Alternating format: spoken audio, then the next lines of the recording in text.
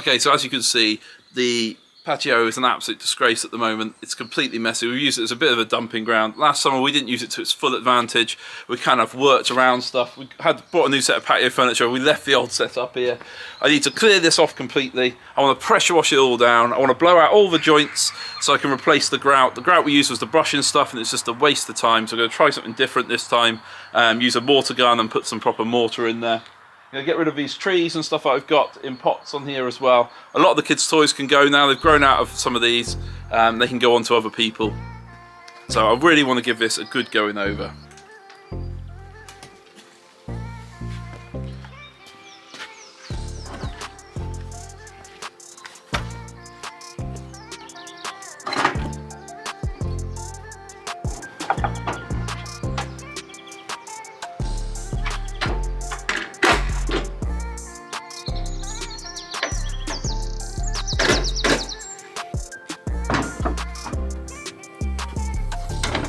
Okay, so these trees have been put into pots. There's a bit of a nursery kind of bed up here, but it's not ideal because I'm not great at watering things in pots, and I want to move them. They're messy at the moment.